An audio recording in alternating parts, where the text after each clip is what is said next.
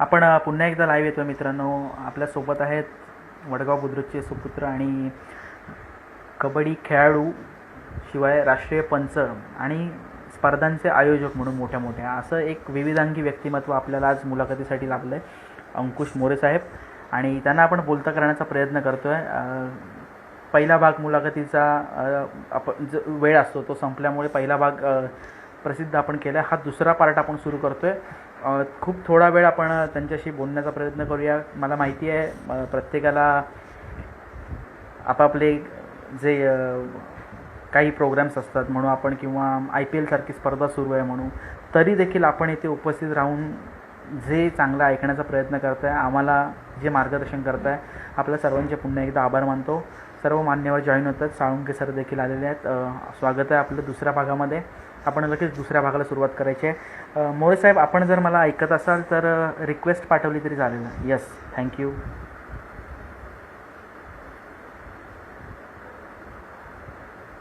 Yes yes आपण connect करण्याचा प्रयत्न करतोय मित्रांनो. अजून खूप गोष्टी आहेत, आपण त्यांना बोलता करण्याचा प्रयत्न करूया. मकरंद कदम कळकवणे गावचे सुपुत्र, स्वागत आहे आपलं मकरंद. विनोदजी मोरे, आपलं देखील स्वागत आहे. येस सर, आवाज येतोय माझा क्लिअर आपल्याला सर? हा, तुमचा आवाज येतोय मला. हॅलो, येतोय ना आवाज? ओके ओके, हो ठीक हो, आहे ठीक आहे. आपण मुलाखतीला येस आपण कंटिन्यू करूया मुलाखत. तोपर्यंत आपले व्ह्युअर्स देखील जॉईन होतात. मी सर्वांचं पुन्हा एकदा स्वागत करतो आणि आपण दुसऱ्या भागाला सुरुवात करूया. आपण 2005 सालापर्यंत त्यांच्याशी आपण गप्पा मारल्या सरांसोबत, आणि त्यांनी संपूर्ण आयोजन एखाद्या स्पर्धेचं, राष्ट्रीय पंच म्हणून त्यांनी केलेली कामगिरी असेल, खेळाडू म्हणून त्यांनी केलेली कामगिरी असेल, याबद्दल आपण पहिल्या भागामध्ये बोललो. दुसरा भाग आपण सुरू करतोय. पुन्हा एकदा सगळ्यांचं स्वागत करतो आणि दुसऱ्या भागाला सुरुवात करतो. 2008 साली आपण वडगाव, जे आपलं गाव आहे, त्या वडगाव या गावी देखील आपण जिल्हा कबड्डी असोसिएशन, रत्नागिरी जिल्हा कबड्डी असोसिएशन आहे. मोरे साहेब, आपण दिसत नाही अशी एक कंप्लेंट येते. आपण पुन्हा कनेक्ट करून पाहूया का?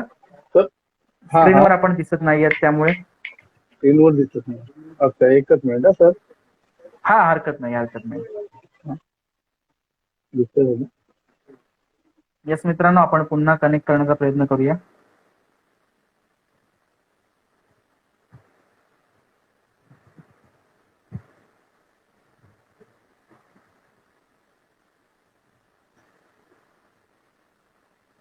एक जुने खेळाडू प्रमोद सकपाळ हे देखील ऑनलाईन आहेत. आपलं देखील स्वागत आहे. भरत शिंदे सर, आपलं देखील स्वागत आहे. दशरथ शिंदे सर, सर्व सर्व मी प्रत्येकाची नावं इथे मला दिसत नाहीयेत, त्यामुळे मी जी नावं समोर येतात त्यांचं मी नाव घेऊन त्यांचं स्वागत करतोय. परंतु सगळ्यांचंच स्वागत मी इथे करू शकत नाही, त्यामुळे मी दिलगिरी व्यक्त करतो. सर, आता आपण दिसताय क्लिअर. आपल्याला फक्त माझा आवाज येतोय का चेक करा, म्हणजे आपण मुलाखतीला सुरुवात करूया. येतोय ना? होय, आवाज येतोय. हा, ठीक आहे. पुढे मला सर विचारायचं आहे की 2008 साली आपल्या गावी आपण जी स्पर्धा आयोजित केली होती, राज्यस्तरीय व्यावसायिक कबड्डी स्पर्धा, आणि त्याच वर्षीचा महाराष्ट्र कबड्डी असोसिएशनने आपला जो एक उत्कृष्ट आयोजक म्हणून गौरव केला होता, तर याविषयी आपल्याला बोलायचं आहे. काय सांगाल? 2008 साल तुम्हाला रत्नागिरी सांगतो, जिल्हा. हा, 2008 ची स्पर्धा म्हणजे आमच्यासाठी एक फार मोठं दिव्य होतं. आणि वडगाव गाव तुम्ही ऐकून असाल, वडगाव गाव पाहिलं नसेल. अगदी थोडा वेळ घेतो मी त्या स्पर्धेच्या माध्यमातून. जेवढा वेळ मी घेईन तेवढा मला तो कमीच असेल वडगावच्या स्पर्धेसाठी. नाही नाही, बिनधास्त बोला बोला बोला सर, आम्हाला पण ऐकायला आवडेल. वडगावला अंकुश मोरे आणि त्यांचे सहकारी अविनाश मोरे, अविनाश प्रभाकर मोरे, सुधीर हरिश्चंद्र मोरे, मी या ठिकाणी सगळीच नावं नाही घेत. नंतर अरविंद बाबूराव मोरे आणि रवींद्र गोविंद मोरे आणि प्रदीप जगन्नाथ मोरे, अशी जी बरीचशी मंडळी, कदाचित कोणाचं नाव घ्यायचं राहिलं असेल, आनंद बाबूराव मोरे, आणि अशी जी बरीच आमचे भाऊ सगळे हे म्हणजे काय, हे वडगावात राज्यस्तरीय कबड्डी स्पर्धा घ्यायची म्हणजे तुमचं काहीतरी डोकं फिरण्याचं काम आहे. असं काहीतरी बोलू नका, वडगावात राज्य स्पर्धा वगैरे घेऊया. पण आम्हाला हे जे साथ दिली, वैयक्तिक मला ज्या पद्धतीनं गेले जवळजवळ 1 ते 1.5 महिना आम्ही त्या स्पर्धेसाठी जी काय मेहनत घेतली आहे 2008 मध्ये, तिचं ते आम्ही आज आज जर फक्त ते आठवलं तर फक्त एकच वाटतं की जर मेहनत करायची तर त्या पद्धतीनं. आणि ही सगळी मंडळी अतिशय म्हणजे कुठल्याही गोष्टीचा नकारात्मक विचार न करता खरोखर जी त्यांच्याबरोबर आमचं प्रकाश जयवंत मोरे यांचं देखील फार मोठं योगदान त्या स्पर्धेमध्ये. हे फक्त मी गावच्या मंडळीची नावं सांगतो याच्यासाठी की गावातली त्यांनी पहिली मानसिकता दाखवली म्हणून ती स्पर्धा त्या ठिकाणी मंडळी बरीचसे आले होते, पण आमचे प्रतापराव शिंदे पण मला वाटतं त्या ठिकाणी आले होते त्या स्पर्धेला. ती स्पर्धा आम्ही त्या ठिकाणी गावात राहणारी माणसं 60, पण त्यावेळेला 2,500 ते 3,000 प्रेक्षक गॅलरीमध्ये होते. 2008 साली वडगाव या ठिकाणी ती स्पर्धा मातीवर झाली. आणि ते मैदानाची जबाबदारी तेव्हा माझे बुजुर्ग सहकारी सन्माननीय दादा मोडक यांनी ती मैदानाची जबाबदारी त्या ठिकाणी त्यांनी घेतली होती. हे कबड्डी क्षेत्रातलं एक फार मोठं नाव आहे जे दादा मोडक म्हणून, त्यांचा पारलेला गजानन क्रीडा मंडळ. तर सांगायचं तात्पर्य त्या ठिकाणी मला नक्कीच सार्थ अभिमान आहे दसपटीचा आणि चिपळूणच्या मंडळींचा याच्यासाठी की त्यांच्याकडे माझा थोडासा विषय जरा फक्त त्याचं मोलतोल याच्यासाठी करतोय. त्या ठिकाणी सगळ्या सुविधा देखील उपलब्ध आहेत. चिपळूणमध्ये सगळ्या सुविधा उपलब्ध आहेत. दिलीप शिंदे सारख्या पेडांबेच्या दिलीप शिंदे सारख्या त्यांनी तिकडे रोप लावलं कबड्डीचं दसपटीमध्ये. आणि आम्ही आमचं नेतृत्व आम्ही इथे याच्यासाठी केलं की काहीतरी आमच्याकडनं काहीतरी कबड्डीची सेवा व्हावी. या आमच्या संपूर्ण 18 गाव धवडे बांधणीमध्ये काहीतरी कबड्डीचं एक बीज पेरलं जावं या हेतूने. आणि एक आमच्या जी सकारात्मक भूमिका आहे, जी खेळाडू प्रवृत्ती आहे, जी सांघिक भावना आहे, त्याची निर्मिती व्हावी, त्याची एक लोकांना त्याची मानसिकता व्हावी ह्या हेतून आम्ही ती स्पर्धा त्या ठिकाणी कंडक्ट केली. आणि अतिशय फार मोठ्या प्रमाणात त्या स्पर्धेला इव्हन 3 तालुक्यात नाही पूर्ण महाराष्ट्रातलं त्या स्पर्धेला अतिशय चांगल्या पद्धतीनं आम्हाला त्या ठिकाणी बहुमोल असं सहकार्य मिळालं. भारत पेट्रोलियम सारखे आणि महाराष्ट्र पोलीस सारखे पुरुषामध्ये टॉपचे तेव्हा 12 टीम्स त्या ठिकाणी खेळल्या आणि महिलांच्या देखील 12 टीम्स त्या ठिकाणी खेळल्या. 24 टीमच्या व्यवस्था त्या एवढ्या छोट्याशा गावामध्ये ज्या पद्धतीनं आमच्या मंडळीने केले होते ते आजही वाखाणण्याजोग आहे. हे मी माझ्या संपूर्ण कारकिर्दीमध्ये हे मी कधी विसरू शकत नाही. त्याच्यामध्ये मी आता नावं घेतलीच, अविनाश मोरे म्हणा किंवा ही जी मंडळी आमचे जे त्याचा सुधीर हरिश्चंद्र मोरे या मंडळींनी म्हणजे सगळी बरीचशी मंडळी माझ्या बरोबर होती तेव्हा. आणि गावातल्या ज्या मंडळी आमचे ज्या गावचे सहकारी त्यांचं देखील तेवढंच पाठबळ प्रत्येकाने आपली कामं वाटून घेतली होती. आणि 2008 मध्ये अतिशय फार मोठ्या प्रमाणात ती स्पर्धा यशस्वी करण्यामध्ये आमचा सगळ्यांचा माझा एकट्याचा नाही सगळ्या मंडळीचा त्यामध्ये सिंहाचा वाटा होता. त्याच्यामध्ये आम्हाला एक चांगलं मोठं सहकार्य होतं. राष्ट्रीय खेळाडू आणि पोलीसचे प्रशिक्षक होते, पोलीसचे खेळाडू अशोक भोसले, त्यांचं देखील फार मोठं योगदान त्या स्पर्धेमध्ये होतं. आमच्या बरोबर खांद्याला खांदा देऊन ते त्या ठिकाणी आम्हाला त्यांचं सहकार्य लाभलं होतं. बरोबर सर. ती त्यावेळेला आणि नंतर मग ती स्पर्धा रवी देसाई सेक्रेटरी होते तेव्हा महाराष्ट्र राज्य कबड्डी असोसिएशनचे. आणि ते स्वतः रत्नागिरीवरनं मोटरसायकलने आमच्या गावात आले. रात्र झाली गावात यायला. फार मोठं म्हणजे त्यांची मानसिकता एवढी काही की या एवढ्या म्हणजे शेवटच्या रत्नागिरी जिल्ह्याचं तालुक्याचं हे शेवटचं गाव आमचं. रत्नागिरी खेड तालुक्यापासून जवळजवळ 38 किलोमीटर खेडपासून. तर त्यांनी देखील रवी देसाई सरांनी त्यांनी सांगितलं की नाही या ठिकाणी ही स्पर्धा असं आयोजन करणं म्हणजे हे काय म्हणजे येड्या गबाड्याचं काम नाहीये ते. पण ह्या कबड्डीचे वेडे होते म्हणून यांनी स्पर्धा या ठिकाणी आयोजन केली. हे आणि त्यांनी ते महाराष्ट्र राज्याला ते सांगून दिलं. त्यावर्षी आयोजनाचं आम्हाला त्या ठिकाणी आयोजनाचं बक्षीस देऊन त्या ठिकाणी आमचा सन्मान केला गेला. अच्छा वा सर. ती स्पर्धा आमच्या स्मरणात राहण्यासारखी. त्याचा मागचा हेतू एवढाच की आताच्या आताच्या मुलांना त्याचं मुला मुलींना चांगलं एक सांघिक भावना निर्माण व्हावी. प्रत्येक शहरात नाही, गावागावात देखील खेळाडू निर्माण व्हायला पाहिजे. प्रत्येक घराघरात खेळाडू निर्माण व्हायला पाहिजे. ही आमची मानसिकता आहे. खरंय खरंय खरंय. आता जसं तुम्ही उल्लेख केला, इतकी मोठी स्पर्धा आपण 2008 साल म्हणजे आजपासून 12 वर्ष मागे आणखीन एक स्पर्धा तुम्ही सॉरी ओमकार, आणखीन एक त्या ठिकाणी सॉरी आणखीन एक त्या ठिकाणी एक महत्वाचं नाव घेण्याचं विसरून गेलो. माझे मोठे बंधूच आहेत ते ऍडव्होकेट गोपाळ मोरे यांनी देखील त्या स्पर्धेला एवढा उत्स्फूर्तपणे प्रतिसाद दिला आणि एवढ्या उत्स्फूर्तपणे अशी मदत केली. मी कोणाची असं वैयक्तिक हे सांगत नाहीये, पण काही मंडळींनी ती असं की नाही या मंडळीचं हे वेड आहे की यांच्या प्रामाणिक भावना आहेत आणि ह्या भावना हे या पद्धतीनं इथे लोकांना ते प्रदर्शित करून दाखवतात. या भावनांचं प्रदर्शन आहे. हा खेळ तर आहेच, कबड्डीचं तर एक जी सांघिक भावना आहे ते आहेच, पण ही जी मंडळी ही करते यांची प्रामाणिक भावना या खेळाशी जोडलेली आहे. गोपाळ मोरेंचं देखील ऍडव्होकेट गोपाळ मोरेंचं देखील फार मोठं योगदान होतं या स्पर्धेला. बरोबर बरोबर.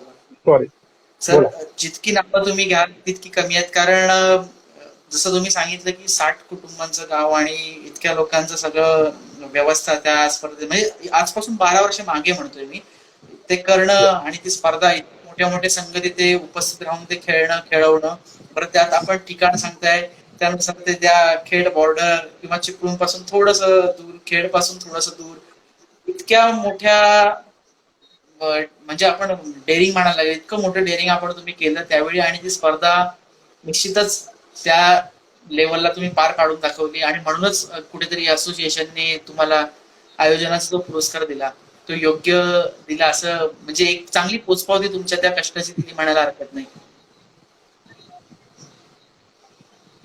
हॅलो, हा बोला. आवाज येतो माझा सर? हो येतो. हा, मला तेच पुढे सांगायचं की म्हणजे आपण असं म्हणू शकतो की मोरे जे आहेत त्या मोऱ्यांना हे वरदान आहे की एखादी गोष्ट ते हातात घेतात, कबड्डी सारख्या स्पर्धेचं आयोजन असेल किंवा तर ती कोणत्याही थराला जाऊन ती पार पाडायची आणि ते यशस्वी करून दाखवायचं असं. कारण आता रिसेंटली मी ज्या स्पर्धेचा उल्लेख वारंवार केलाय, जी मी पाहिलेच होता स्पर्धा, आता उचाट म्हणजे जावळीचं खोरं जे आपलं आहे उचाटला, मला वाटतं देवीचा गोंधळ होता, गावडाई देवीचा, आणि त्या दरम्यान जी स्पर्धा झाली आता रिसेंटली जानेवारी फेब्रुवारी मध्ये, उत्कृष्ट आयोजन होतं त्याचं. आम्ही स्वतः तिथे एक प्रेक्षक म्हणून गेलो असून देखील एखाद्या खेळाडूला जी व्यवस्था नसते ती व्यवस्था गावकऱ्यांनी तिथे उपलब्ध करून दिली होती, अशी ती स्पर्धा. आणि इतके लोक वेगवेगळे, मुंबईवरून गेलेली लोक, पुण्यावरून गेलेली, दसपटीतून असेल, कोयना क्षत्रियची गावात तिथून गेली होती, चिपळूण तालुक्यातून कबड्डी रेसिक गेले होते. पण तिथे गेल्यावर अजिबात असं जाणवलं नाही की आपण कुठेतरी असं डोंगर दऱ्या आणि अशा ठिकाणी आलोय की जिथे मोबाईलला नेटवर्क नसेल तिथे, पण लोकांच्या हृदयातलं जे नेटवर्क होतं ते अतिशय फुल होतं आणि त्यांनी खूप छान प्रकारची व्यवस्था केली. आणि नेटकं स्पर्धेचं नियोजन, तिथे देखील अनेक मान्यवर होते, मग ते ठाण्यातले आपले सुप्रसिद्ध उद्योजक असतील किंवा अरविंद मोरे साहेब ते होते, इंद्रजित मोरे साहेब होते आणि चंद्रकांत मोरे साहेब. खूप खूप मोठं, मला ही नावं फक्त माहिती आहेत म्हणून मी यांची नावं घेतोय. अनेक मान्यवर लोक जिथे होते उपस्थित आणि त्यांनी त्या स्पर्धेला एका वेगळ्या थराला नेऊन ठेवलं आणि ती स्पर्धा अतिशय नेटक्या आणि यशस्वी असं आयोजन करून ती पार पाडलेली, ही आम्ही पाहिलेली स्पर्धा सर. आणि आज तुम्ही जो अनुभव सांगितला म्हणून मी मुद्दाम बोललो की मोऱ्यांना ते वरदान आहे असं म्हणायला हरकत नाहीये. नक्कीच त्या आमच्या हा बोला. हा, म्हटलं त्या आमच्या गावदेवीची आणि कुलस्वामीची आम्हाला सगळ्यांना ती तेवढी प्रेरणा आहे आणि त्याच्याबरोबर समाजाचे देखील तेवढेच आशीर्वाद आहेत, तेवढेच त्यांच्या शुभेच्छा देखील आहेत. ह्या सगळ्या गोष्टी असल्याशिवाय कुठलीही प्रेरणा माणसाला भावत नाही. आणि त्या गोष्टी असणं, समाजाचा पाठिंबा असणं, समाजाचं अंतःकरणापासून प्रेम असणं, हे फार जरुरी गोष्टी आहेत. एक शब्द, एक शाबासकी माणसाला फार फार मोठ्या पद्धतीचं एक होप्स आणि कॉन्फिडन्स देऊन जाते. ते काम आम्ही छोटं करण्याचा प्रयत्न करतोय. बोला. यस. सर, पराग कदम खाली सांगतात की तेव्हा सरांसोबत आपली चर्चा झाली होती ओंकार. बरोबर आहे, त्यांनी आता खाली कमेंटमध्ये पॉईंट सांगितला. त्या दरम्यान पराग दादा आणि मी आपल्याला भेटलो होतो सर, आपल्याला लक्षात नसेल पण एक चांगला अनुभव आम्हाला त्यावेळी आपल्याशी बोलण्याची संधी मिळाली त्यावेळी. आणि नियोजन समितीमध्ये आपण होतात असं देखील इंद्रजित मोरे सर खाली कमेंटमध्ये सांगतात. सॅल्यूट आहे सर तुम्हाला सर्वांना, तुम्ही खरंच खूप छान कबड्डीसाठी काम सर्वजण करताय आणि आपल्याशी बोलण्याची संधी आम्हाला मिळते त्याबद्दल आम्ही सुद्धा एक छान स्वतःला फील करतोय. सर, पुढे आपण बोलू 2015 साल. 2015ला आपण मुंबई उपनगर कबड्डी असोसिएशन आणि अभिनव यांच्या माध्यमातून जे कबड्डीचं आयोजन केलं होतं, अभिनव क्रीडा अकॅडमीच्या माध्यमातून गोरेगावला, त्यावर आपण बोललो. पण 2016 साली महाराष्ट्र कबड्डी लीग म्हणून जी स्पर्धा पार पडली होती, त्या स्पर्धेत रत्नागिरी महिला आणि पुरुष दोन्ही संघांचे आपण संघमालक म्हणून होतात. तर ती मुळात संकल्पना कोणाची होती आणि एकूण तिथला अनुभव कसा होता? कारण संघमालक असणं, दोन संघांची जबाबदारी, काय सांगाल महाराष्ट्र कबड्डी लीग 2016? थोडासा एक कटू अनुभव शेअर करतो तुमच्या बरोबर. आवाज येतोय का माझा तुम्हाला? बोला हॅलो. ना सर, बोला बोला. तुम्ही ऐकताय ना मला? माझा आवाज हो हो, पोहोचतो ऐकतोय, तुमच्यापर्यंत निश्चित ओंकार? येतोय आवाज, येतोय येतोय तर येतोय येतोय बिनधास्त. थोडासा एक कटू अनुभव 2015 साली जेव्हा राष्ट्रीय स्पर्धा अभिनव कला क्रीडा अकॅडमीच्या माध्यमातून आम्ही या ठिकाणी घेतली, दिल्लोशी या ठिकाणी. तर काही वाईट अनुभव आले. तिथपासून कबड्डीपासून त्या दिवशी 2015 मध्ये असं ठरवलं होतं की पुन्हा कबड्डी क्षेत्राकडे वळायचं नाही. टेल फ्रँकली क्लिअरली सांगतोय, तो एवढा वाईट अनुभव तेव्हा आला एवढ्या वर्षानंतर. तर मग एक वर्ष मी जवळपास कबड्डीचं कोणताही अगदी अंतःकरणापासून सांगतोय, माझं आता अंतःकरणाला फार वेदना होत आहेत. पण मी तेव्हा एकदम अगदी असं ठरवून टाकलं होतं काळ्या दगडावरती रेस, याच्यानंतर कबड्डीकडे वळायचं नाही. फक्त खेळायचं जोपर्यंत आपल्याला शक्य होतं तोपर्यंत, फक्त स्वतःच्या एका शारीरिक फिटनेससाठी आणि मुलांना माझ्याकडून होणाऱ्या मार्गदर्शनासाठी फक्त खेळायचं. अदरवाईज त्याच्यामध्ये असा इतका कटू अनुभव आला. त्याच्यानंतर 2016 मध्ये माझ्या व्यवसायाच्या ठिकाणी, माझं फिटनेस सेंटर त्या ठिकाणी एक आपले बुजुर्ग खेळाडू आले. तुम्ही ऐकता मला? हॅलो. हो हो, ऐकतोय हॅलो. बोला बोला. हा, एक आपल्या कबड्डी क्षेत्रात ते बुजुर्ग खेळाडू माझ्याकडे आले आणि 2015 मध्ये तो एमकेएलचा एक सीझन झाला होता. पण तो सीझन झाला होता हे इथपर्यंत ठीक आहे. आणि त्याच्यानंतर ते 2016 मध्ये माझ्याकडे आले. ते आपले दत्ताराम पारकर म्हणून सर आहेत, बुजुर्ग खेळाडू आहेत आपले कबड्डीमध्ये. त्यांचं पण फार मोठं योगदान आहे. पंच म्हणून ते पोस्टामध्ये सर्व्हिसला होते. ते आले माझ्याकडे आणि त्यांनी मला अशा पद्धतीची रिक्वेस्ट केली की बघा असं असं आहे रत्नागिरीचे. पण तेव्हा देखील माझं ओंकार मन तयार होत नव्हतं की हे सगळं थोडंसं. मग कुठेतरी काय शेवटी मानसिक खच्चीकरण झाल्याच्या नंतर ते पुन्हा उभारी घेण्यासाठी काही अवधी जाणं गरजेचं असतं. तर मी तेव्हा त्यांना सांगितलं की नाही, म्हटलं हे काय आता सध्या आपल्याला काही जमण्यासारखं नाहीये. म्हणजे टेल यू फ्रँकली त्यांना टीम घेण्यासाठी त्या अगोदर एका माणसाने टीम घेतली होती, तर ती काय व्यवस्थित पद्धतीनं त्याचं काय नियोजन झालं नाही. मग 2016 मध्ये माझ्या काही सुनील, भूषण आणि इंग्लिश सर यांच्या सहकार्याने आपण त्या जास्त तुम्हाला ते काय खोलत जात नाही, त्यांच्या सहकार्याने आम्ही त्या टीम टेक ओव्हर केल्या. आणि 2016 मधले त्या सगळ्या प्रक्रिया पूर्ण करून आमची त्या 2016 पासून त्या एमकेएल मध्ये आमची इन्व्हॉल्वमेंट झाली. आणि त्या वर्षी मी जास्तीत जास्त मुंबई उपनगर मधल्या खेळाडूंना त्या ठिकाणी आम्ही प्राधान्य दिलं होतं. आणखी जास्तीत जास्त रत्नागिरीच्या खेळाडूंना. त्याचं कारणच हे होतं की कुठे ना कुठेतरी आपण आपल्या मातीतल्या खेळाडूंना, आपल्या जी खरोखर प्रामाणिकपणे मुलं मेहनत करतात अशा कुठेतरी संधी मिळावी. आणि त्या वर्षी 2016 मध्ये मात्र मुलीने आमचं ते अंतिम विजेतेपद पटकावलं एमकेएल मध्ये, मुलींच्या टीमने. तो एक फार आनंदाचा क्षण सर. त्याच्यामध्ये फक्त एक मुलींचे मालक म्हणून जे माझे सर्व आणि पडत्या काळामध्ये जे आपण घरापासून सुरुवात करायला पाहिजे. बोला बोला. ऐकताय का तुम्ही? हो पडत्या येतोय आवाज. काळामध्ये तुम्ही जे कंटिन्यू बोला, कंटिन्यू बोला. माणसाला पडत्या काळामध्ये जर घरी कोणी सांभाळत असतील तर त्याच्या आई, हम्म. घरवाली आणि बहीण. माझ्यासाठी विषय बरोबर आहे. आणखीन थोडासा हे आहे की माझे माझे मेवणे माझ्या बहिणीचे मिस्टर अजित भोसले हम्म. यांनी सगळ्यात मोठं जे धैर्य असेल की पडत्या काळामध्ये त्यांनी फार मोठं पाठीशी उभं राहून आपल्याला याच्यामध्ये फार मोठं धीर दिलेलं आहे, फार मोठे हुक हा. दिलेले आहेत.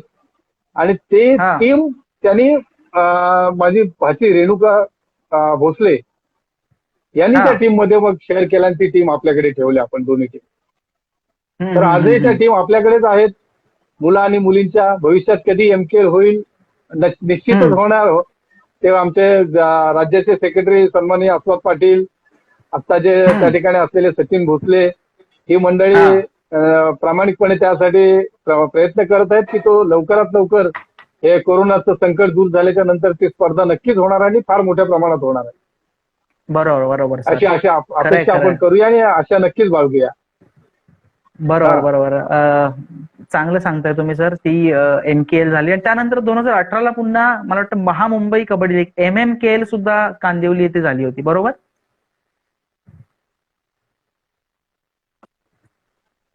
हॅलो. हा बोला सर. MMKL 2018 सालची महामुंबई कबड्डी लीग.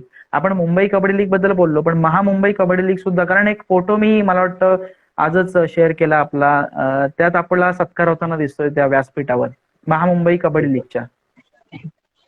महामुंबई कबड्डी लीग हा 2017ला आम्ही तो कॉन्सेप्टला सुरुवात केली. त्यामध्ये सगळ्यात मोठं हम्म. हे महामुंबई कबड्डीसाठी जर मोठं योगदान असेल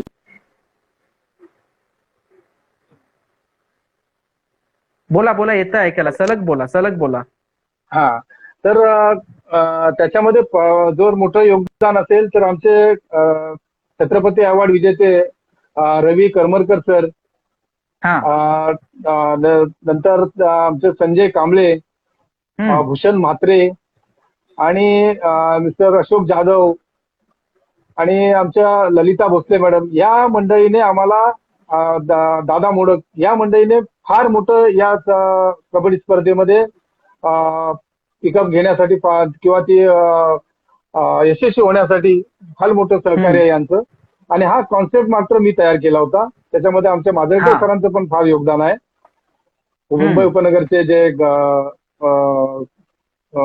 ज्यांनी ते देखील कार्यकारिणी सुरुवातीपासून आहेत मुंबई उपनगरच्या, या मंडळीचं फार मोठं योगदान या स्पर्धेला मिळालंय आम्हाला. बरोबर बरोबर. आणि ती स्पर्धा आता ह्या अतिशय वाईट ह्या परिस्थितीमुळे ती थांबली नसते. ती स्पर्धा देखील या वर्षी देखील ती स्पर्धा 2020 मध्ये ती होणार होती. तर ती आता 2021 मध्ये पुढे ती 100% MMKL ही स्पर्धा होणार. आणि त्याचं जो काय कॉन्सेप्ट आहे, जे काही 3 वर्षाचं आमचं बॉन्डिंग होतं, तर ते आम्ही चांगल्या पद्धतीने याच्या पुढची दुसरा जो सीझन असेल तो चांगल्या पद्धतीनं आणखी लोकांसमोर किंवा प्रेक्षकांना देण्याचा प्रयत्न करणार आहोत. त्याच्यामध्ये मुलींच्या टीमची इन्व्हॉल्वमेंट असणार आहे. आणि जी घाटकोपर कबड्डी लीग झाली, ती पण यावर्षी त्यांचं सगळी तयारी झाली असताना या महामारीमुळे ती थांबली गेली.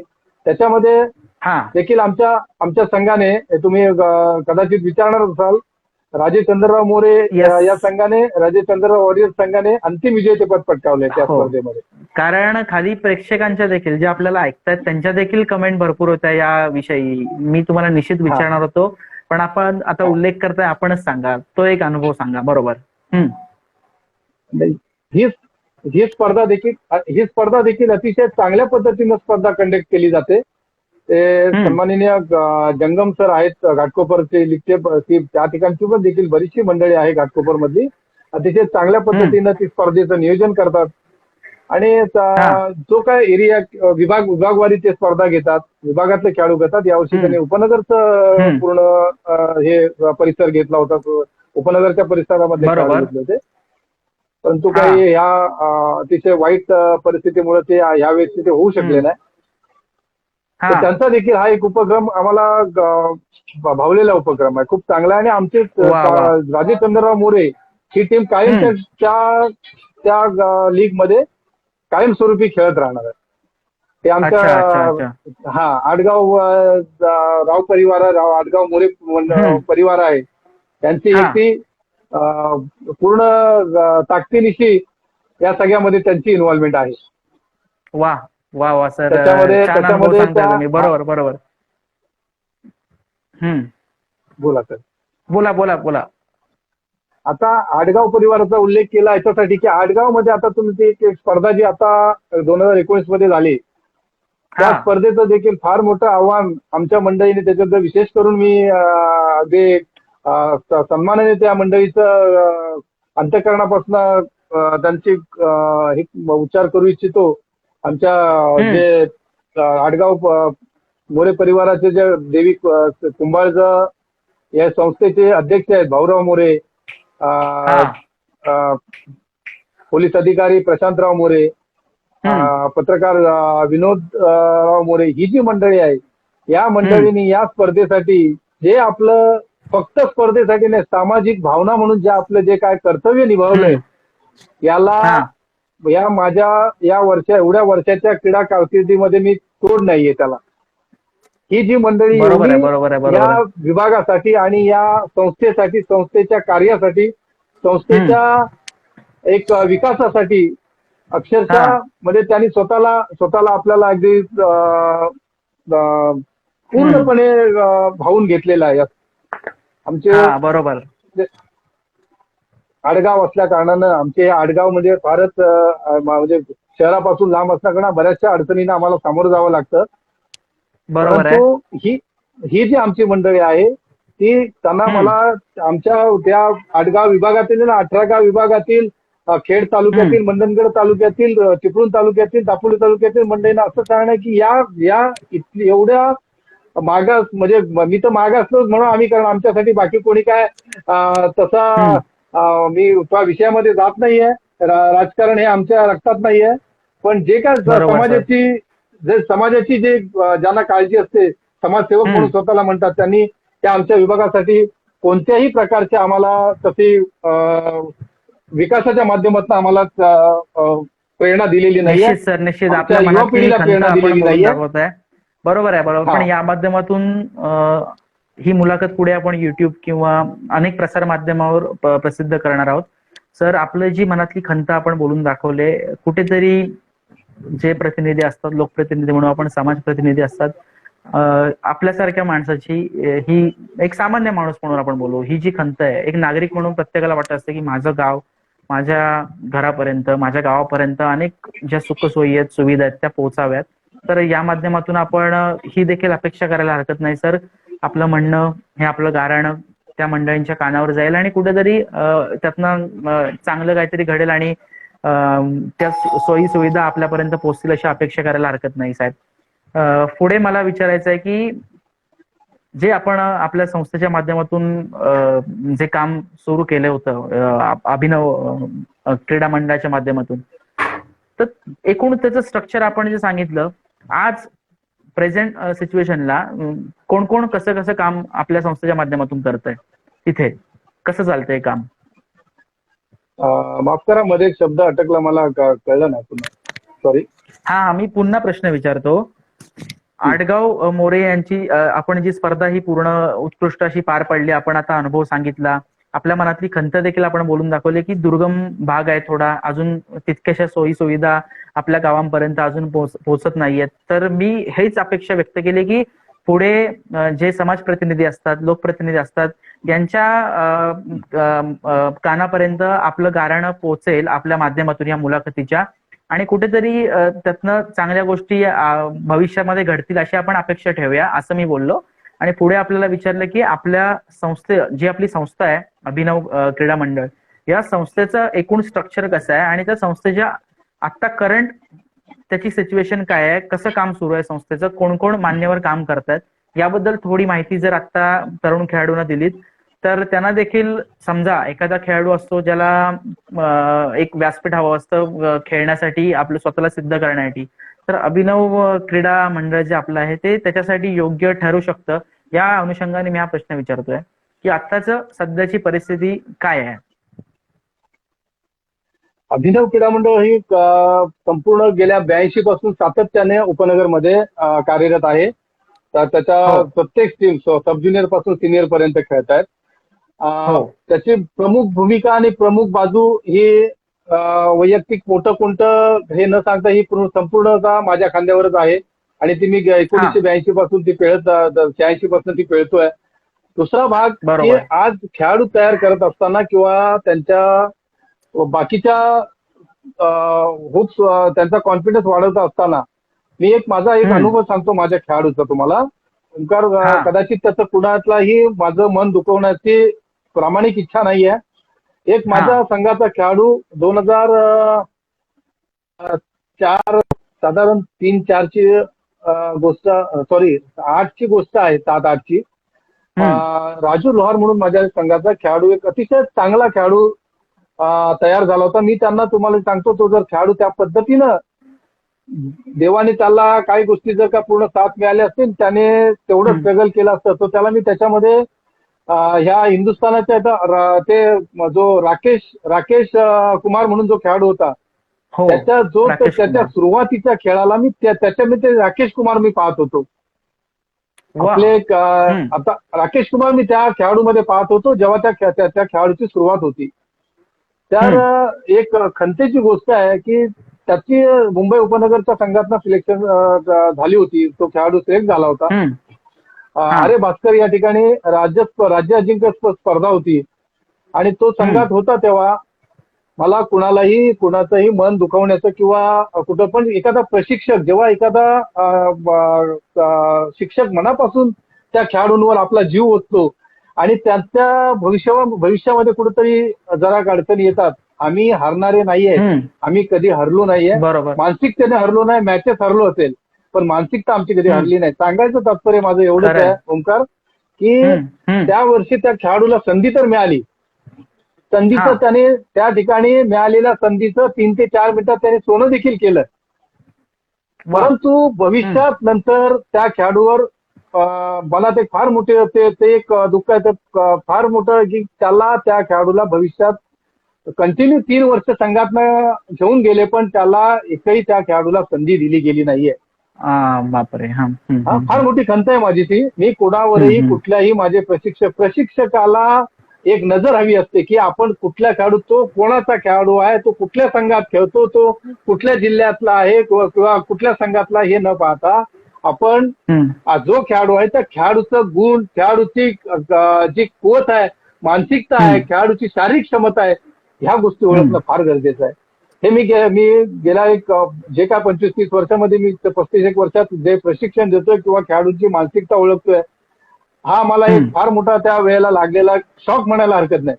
मग त्याच्यानंतर बरोबर, ही आपल्या मनातली खंत सर आपण बोलून दाखवली. बरोबर आहे. त्याच्यानंतर माझे आजही अभिनव क्रीडा मंडळ हे चांगल्या, नेहमी प्रथम श्रेणीमध्ये चांगल्या लेवलला खेळते. आजही एक गतवर्षी आशिष मोहिते म्हणून एक महाराष्ट्रात खेळाडू, माझा महाराष्ट्रात त्याचं सिलेक्शन झालं होतं. आजही आणखीन एक महिंद्रामध्ये एक नौका खेळाडू आहे जो कोणाच्या ह्याच्यावर नाहीये, पण काही गोष्टीचे परिस्थितीची जर काय अभाव असला तर खेळाडू बनणं किंवा त्यांना बनवणं हे फार मोठं दिव्य आहे. आपले कबड्डी खेळाडू कबड्डीचे खेळाडू हे फार अगदी अतिशय गरीब घराण्यातले सर्वसाधारण ह्याच्यामधले हे खेळाडू आपल्यात खेळतात आणि त्यांच्या सगळ्या गोष्टी आपल्याला जेवढ्या मला शक्य होतात तेवढा मी बघण्याचा प्रयत्न करतो आणि त्यांना ते पुढे कसे जातील हे जर प्रशिक्षक एकदा संघ संचालक म्हणून मी ते जेवढं मला शक्य होईल तेवढा मी तो प्रयत्न करतो. आजही माझा चांगल्या लेवलला संघ खेळतोय. मी आज यावर्षी देखील माझ्या संघाने 2 फायनल अंतिम विजेतेपद पटकावलेत. त्याच्यामुळं संघ मी थांबू दिला नाही, संघ हरू दिला नाही. हे आजपर्यंत माझं छोटंसं कर्म आहे. या कबड्डी खरंय संदर्भात. खरंय सर, खरंय. आपल्या कामगिरीला आपण ज्या उद्देशाने आपण एखाद्या संस्थेची स्थापना केलेली आहे आणि त्या माध्यमातून खरंच इतके मोठे खेळाडू जर घडतात, तर आपल्या या संपूर्ण जे जे मनातले आपल्या ध्येय उद्देश आहेत त्या सर्वांना आमच्या शुभेच्छा. असंच तुमच्याकडून काम वारंवार सुरू राहावं इतकंच मी आपल्या सदिच्छा व्यक्त करतो. पुढे सर थोडी मुलाखत आपण घेऊन जाऊ, वेळ पण पुढे सरकतोय. मला थोडस तुम्हाला मागे घेऊन जातो मुद्दा मी. तुम्ही ज्यावेळी कबड्डी खेळायचात, आता तरुण खेळाडूंसाठी विशेष मी हा प्रश्न मुद्दाम विचारतोय, कारण मी प्रत्येक खेळाडूला विचारतो हा प्रश्न, कारण शेवटी प्रत्येकाचा फिटनेस फंडा वेगळा असतो, प्रत्येकाचं शारीरिक क्षमता वेगळी असते, त्यानुसार त्यांनी फिटनेस केलेला असतो. मला आपल्याला विचारायचं आहे, आपण उपनगर सारख्या टीम मधून इतके वर्ष खेळलात, 5-5, 6-6 वर्ष, त्याही आधीपासून आपण कबड्डी खेळताय, अनेक खेळाडू घडवताय. आपण फिटनेस फंडा म्हणून काय सल्ला द्याल आत्ताच्या तरुण पिढीला? कसं फिटनेस तरुणांनी राखावं? कारण आता करोना सदृश्य परिस्थिती घरी आहे, प्रत्येकाच्या घरोघरी आहे आणि बाहेर फिरणं मुश्किल होऊन गेलेलं आहे सर्वांचं. अशा परिस्थितीमध्ये फिटनेस कसा राखावं, काय सल्ला द्याल, काय मार्गदर्शन कराल?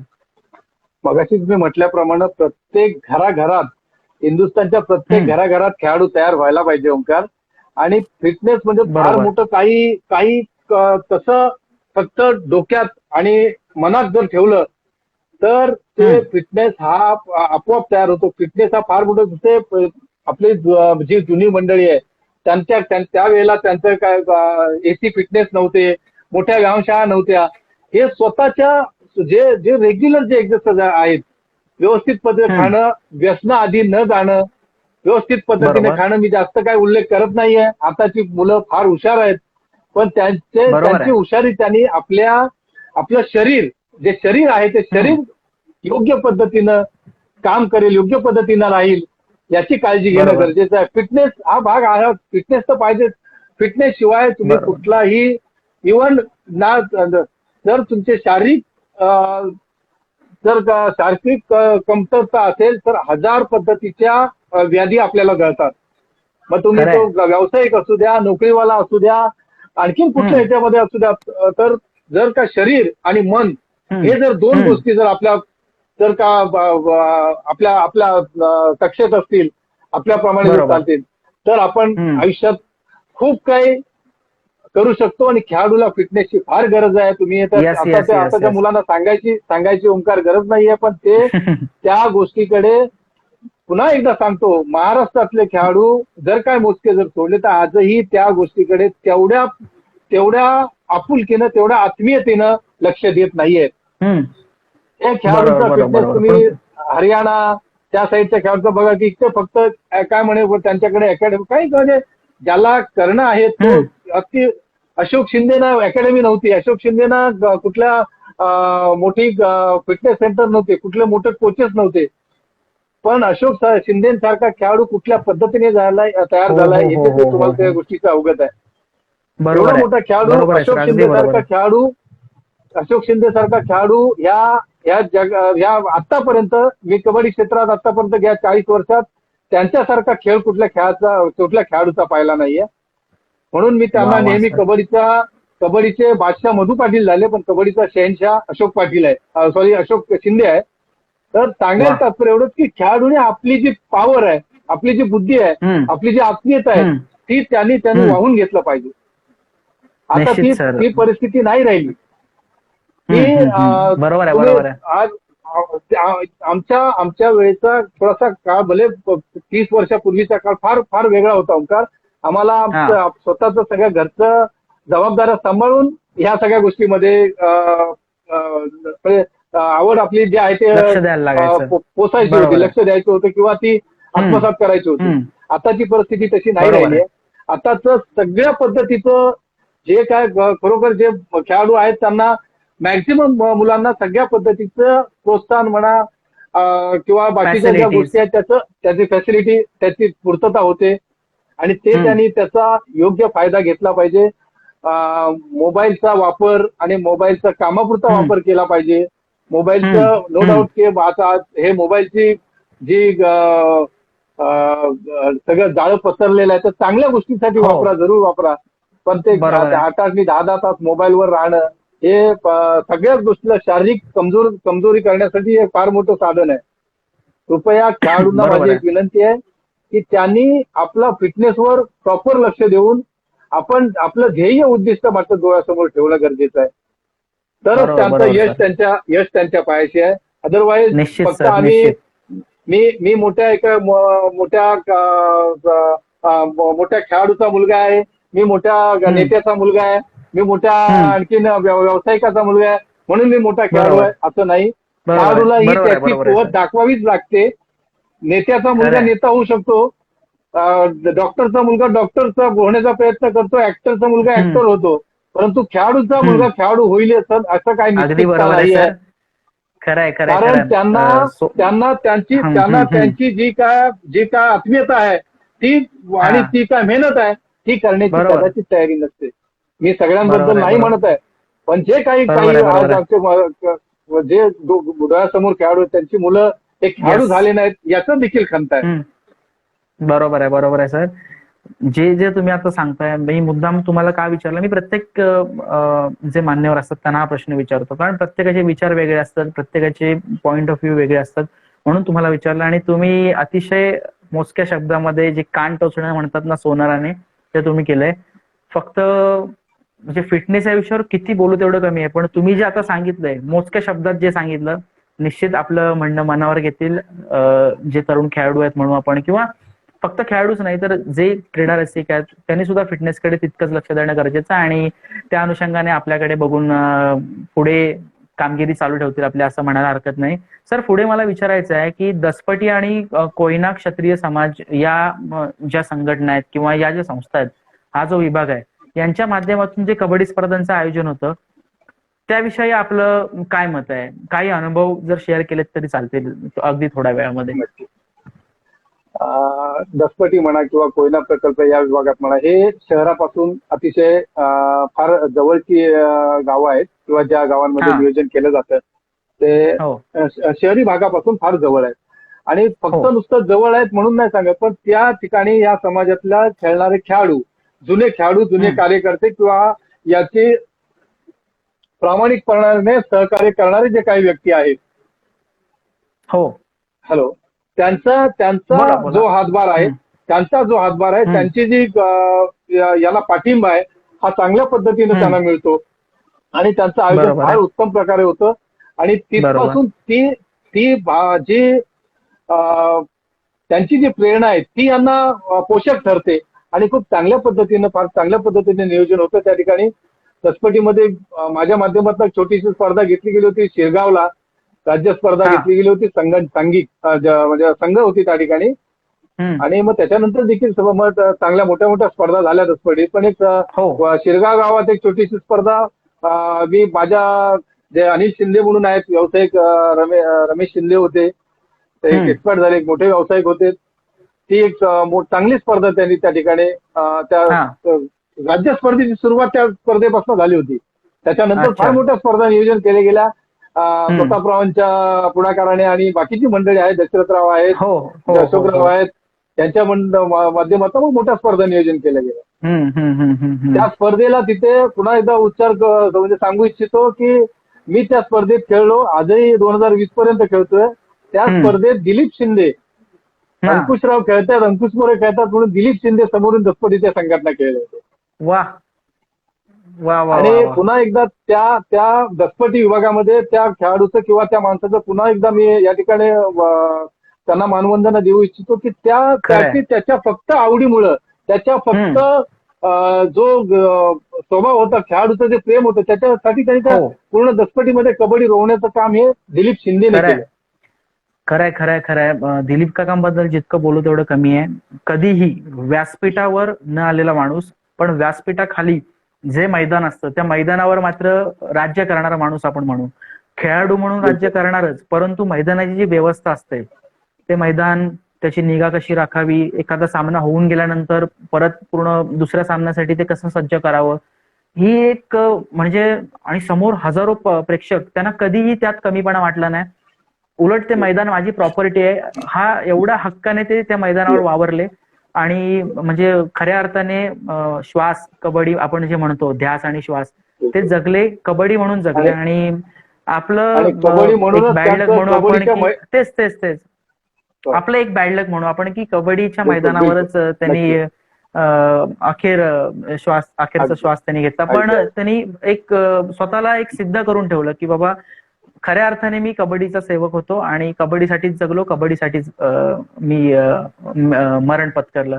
कारण त्यांनी Yes. इच्छा बोलून दाखवल्या आणि देव सगळ्यांच्या इच्छा पूर्ण करत नाही, परंतु त्यांच्या बाबतीत देवाने ती इच्छा पूर्ण केली असं म्हणायला हरकत नाही. दिलीप काकांना सुद्धा एक भावपूर्ण श्रद्धांजली या भावपूर्ण माध्यमातून आपण श्रद्धांजली. अर्पण करूया. येस येस येस सर, चांगला अनुभव तुम्ही शेअर केला दसपटीविषयी, परंतु कोयना क्षत्रिय समाजाकडचा देखील असाच एखादा अनुभव असेल तर ऐकायला छान वाटेल. कोयना क्षत्रिय समाजाच्या हा. या तळोजा विभागातल्या म्हणतात, तळोजा विभागामध्ये ज्या स्पर्धा होतात त्या हा. स्पर्धा त्या देखील स्पर्धा चांगल्याच होतात. त्या ठिकाणी कसं आहे, जे संघ जे तिथले आहेत आता तरुण नवतरुण मंडळ म्हणा किंवा ज्या तिथले 3-4 संघ आहेत त्यांचे तिथले, तर त्या संघाचं एकत्रीकरण असल्यामुळं तिथे स्पर्धा त्या ठिकाणी शहराच्या फार जवळ आहेत. हो. शहरी भागाच्या जवळ ते गाव आहेत. ते गाव नाही बरोबर ऍक्च्युली, आहे. आता ते शहरच झालंय.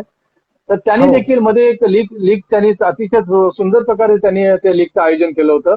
येस येस, वेळेमध्ये झाली होती ती लीग आणि म्हणजे प्रो कबड्डीच्या धर्तीवर ती एक लीग झाली होती Yes, yes, yes. समाजस्तरीय. बिलकुल बिलकुल. येस येस येस, बरोबर आहे बरोबर आहे. एक अतिशय नेटकं नियोजन या ठिकाणी झालं होतं आणि एक प्रीमियर हो. लीग त्यांनी पार पाडली होती.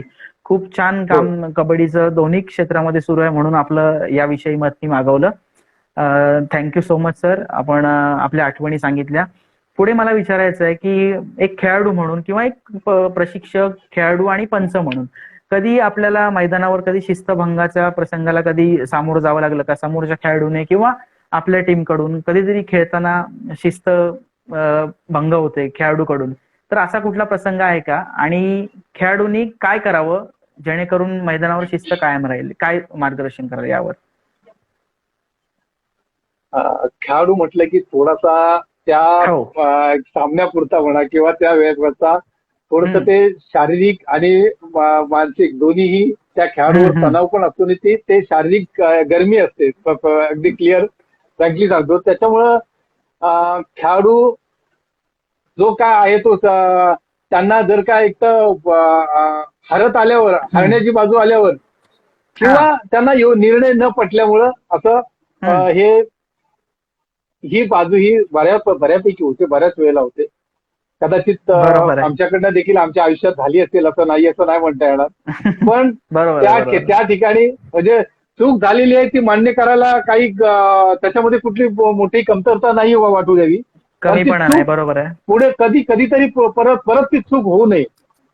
त्याच्यामुळे खेळाडू फार फार पंचांवर दबाव आणतात किंवा एका वेगळ्या पद्धतीनं प्रेशर आणतात आणि मग ते कदाचित त्याच्यामुळे देखील पंचांचे निर्णय फार वेळा चुकतात.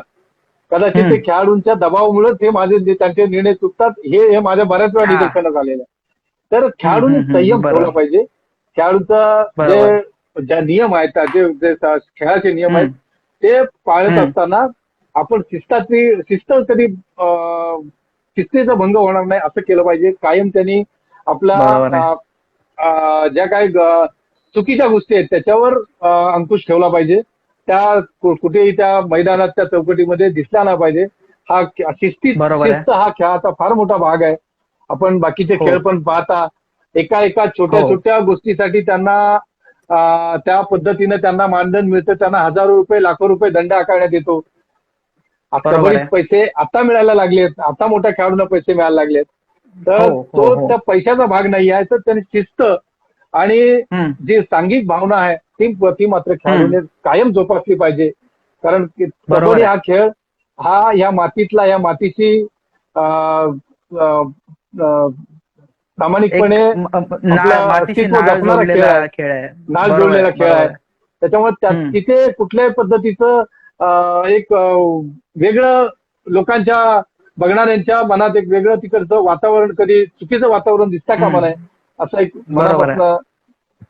वाटतं. बरोबर. निश्चित कुठेतरी याही गोष्टीचा विचार आमच्यासारखे तरुण खेळाडू करतील आणि शक्य तितकं कूल आणि काल्म राहून खेळ खेळून जे आपलं खेळाचं प्रदर्शन आहे ते करण्याचा प्रयत्न करतील. सर, पुढे मला विचारायचं आहे आपल्याला की आता जसा तुम्ही उल्लेख केला की कबड्डी त्याचं बदललेलं स्वरूप, मग तुम्ही आर्थिक गणितांचा उल्लेख केला की आता खेळाडूंना थोडं तरी कुठेतरी प्रो कबड्डी सारख्या माध्यमातून पैसे मिळतात किंवा प्रसिद्धी मिळते आणि एक चांगले दिवस म्हणू आपण कबड्डीला आलेत. कारण कबड्डी मातीतला खेळ असला तरी आपण कायम त्याच मातीत राहावं असं नाहीये. एक मातीतून मॅटवर आता खेळ येतो. ह्या मातीच्या खेळाचं जे महत्व आहे, वैशिष्ट्य आहे ते अबाधित आहे, त्याबद्दल निर्विवाद, त्याबद्दल शंकाच नाहीये. पण आता परंतु खेळाचं जे स्वरूप बदलतंय, तर याबद्दल आपल्या काय भावना आहेत एकूण?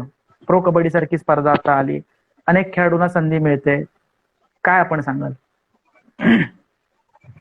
नक्कीच आजच्या ह्या 2014 पासून कबड्डीला सुवर्ण युग आले असंच म्हणावं लागेल. बरोबर आहे. कारण या अगोदरची जी काय परिस्थिती होती ही फार वेगळी होती ओंकार. तुम्हाला सांगतो म्हणजे त्यावेळेला एखादा हे माझ्या अगोदरच्या बऱ्याचशा श्रोत्यांनी आणि बऱ्याचशा आपल्या मोठ्या खेळाडूंनी या गोष्टीचा उल्लेख केला असेल.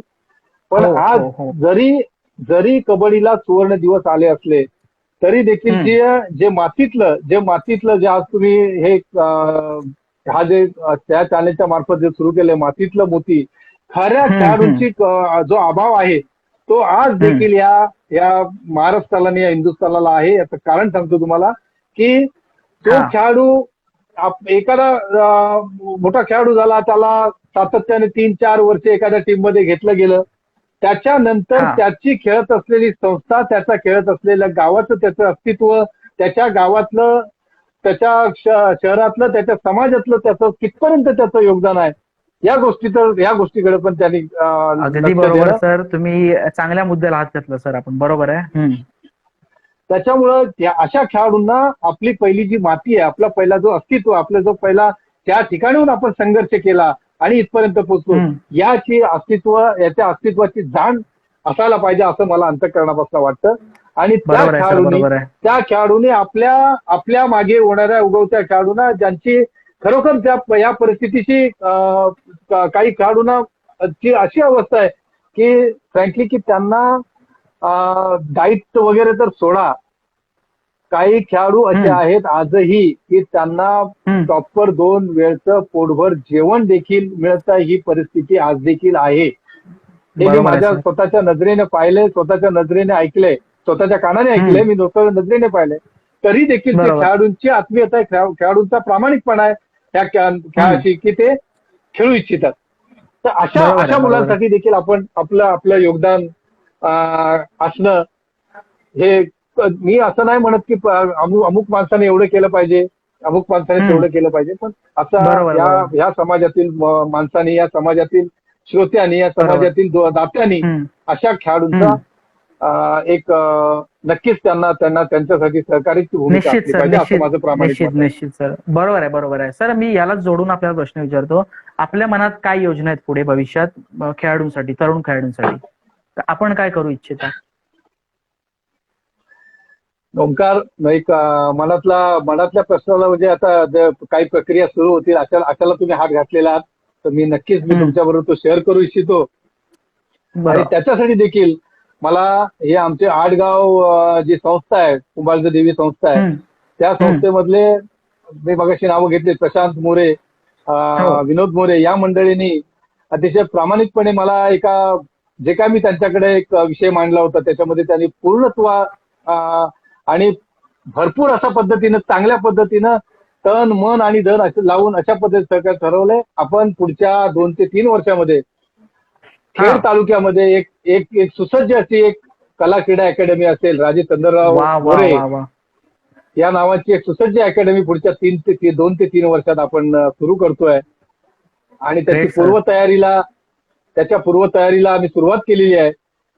फार मोठं योगदान आम्हाला लाभतंय ह्या मंडळीची, ज्यांची मी आता नावाचा उच्चार केला, त्या मंडळीचं फार मोठं पाठिंबा आणि सहकार्य लाभतंय.